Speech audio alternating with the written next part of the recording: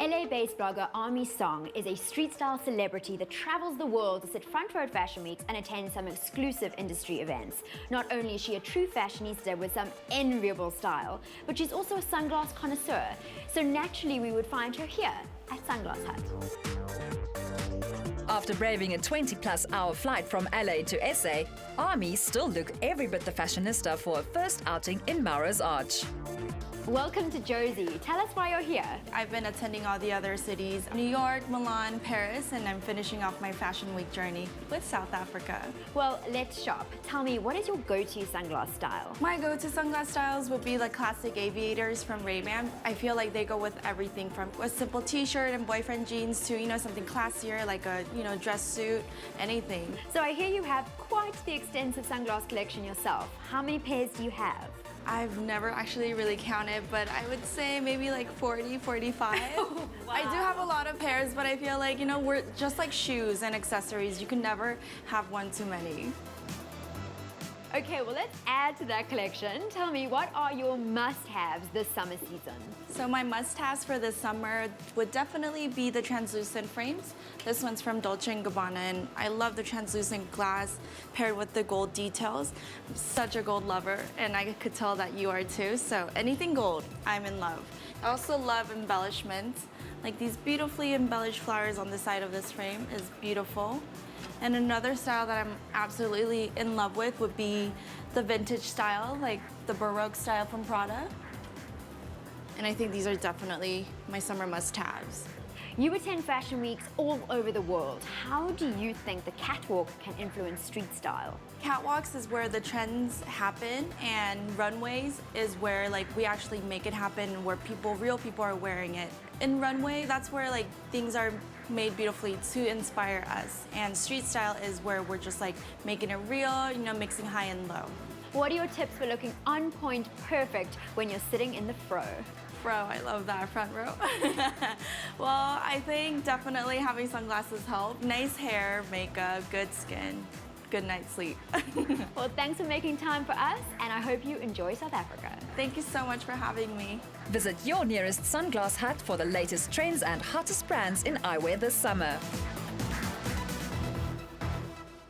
Well, eyewear is definitely going to be a hot trend this summer. Talking about things that were a hot trend was Africa Fashion Week, and our girl, Alexis Shafay-May, got to attend it. Alexis, so good to have you back. Yes, it's good to be back. Oh, I must say, I was so jealous just seeing the pictures and hearing what people were talking about, but we're going to get straight into it. What were some of the hottest trends and looks and shows coming out of Africa Fashion Week? I think sometimes we forget how massive and how diverse Africa actually is. So we have this amazing pool of talent because it's drawing on so many different cultures and heritages across the continent. It's actually incredible. So firstly, the young talent. Now, as far as I'm concerned, in the past 18 months, we've seen our new emerging talent just develop incredibly.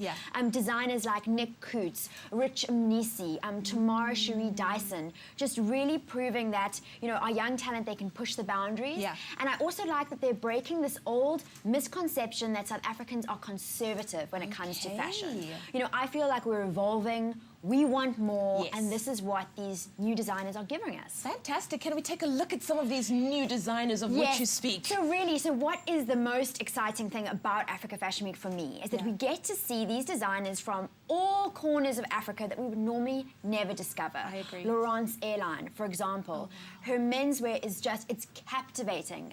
You can't stop from looking at it. Just immaculate construction of the garments. Wow. Christy Brown she takes African prints and gives them a completely global, contemporary look. Another one is Kibanen, originally from Cameroon, now in New York. She's taken our traditional prints and just given them that absolutely global twist, which is what you find a lot at Africa Fashion Week. You find that they're very authentic in their Africanness, but it has a very global spin on it. That's fantastic. Mill Collins also launched their menswear and a street line. They were inspired by the city life of Rwanda.